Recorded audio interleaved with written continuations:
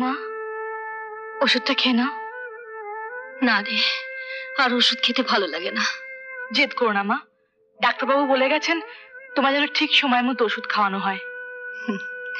ভয় নেই, তোর মা অত তাড়াতাড়ি মরবে না। তোর বাবা যখন তোকে ছোটবেলায় ফেলে চলে গেল, তখন একবারও ভাবিনি যে আর কোনোদিন ফিরে আসবে না। ওসব কথা ছাড়ো তো, ওঠো ওঠো, ওষুধটা খেয়ে নাও।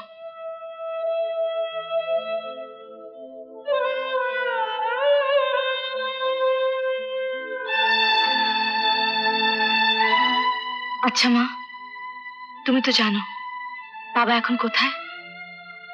তোমার শরীর খারাপের কথা শুনলে বাবা নিশ্চয়ই আমার সঙ্গে চলে আসবে। বলো না মা, বাবা এখন কোথায় আছেন? তোকে আমি কতবার বলেছি, আমি মরে গেলেও তোর বাবার ঠিকানা কিছুতেই দিতে পারবো না। তবে কেন আমাকে মিছি মিছি কষ্ট দিস বলতো? আচ্ছা বাবা, অন্যায় হয়ে গেছে মা জননী, আর কখনো বাবার কথা জিজ্ঞেস করবো না, হয়েছে? এখন শুয়ে পড়ো তো।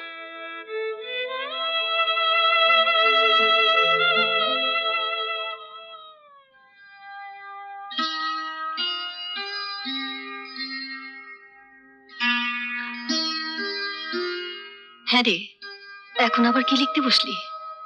কলকাতায় অমলা পিসিকে চিঠি লিখছি। কলকাতায় যে চাকরির ব্যাপারে অ্যাপ্লিকেশনটা করেছি, তার ইন্টারভিউ কল এলে তো ওনার কাছেই উঠতে হবে। কিন্তু সে তো তোর নিজের পিসি নয়। তাতে কি হয়েছে? আমি জানি উনি আমাদের বংশের কেউ ছিলেন না, তবুও তো এতদিন আমাদের বাড়ির পাশে থাকতেন। আর আমাকে উনি কত ভালোবাসতেন সে তো তুমি জানো। যাওয়ার সময় আমার জন্য কত কেঁদেছিলেন। ঠিক আছে, যা ভালো বুঝিস তাই কর।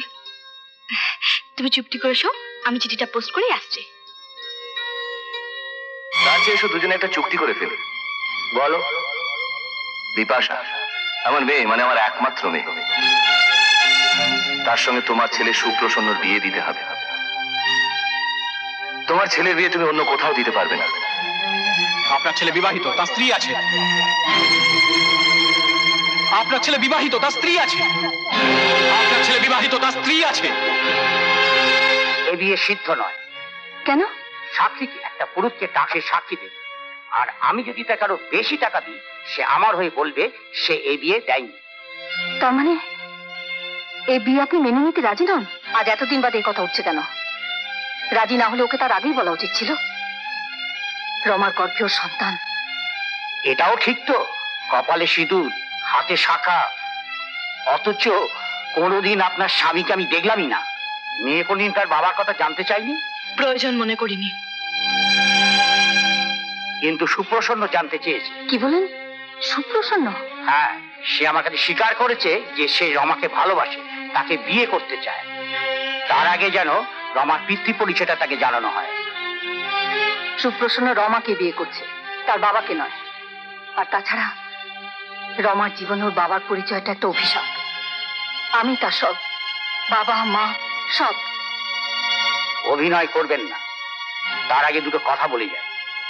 পাড়ার লোকেরা এখনো কিছু জানতে পারেনি। তার আগে যদি আপনারা হারিয়ে যান, আমি অবশ্য বোবা হয়ে যাব। আর হ্যাঁ, সুপ্রসন্নর সঙ্গে যদি যোগাযোগ করার ইচ্ছে হয়, তবে এই মেয়েটার বাপের পরিচয়ের কথা ভাববেন। চলি। মা,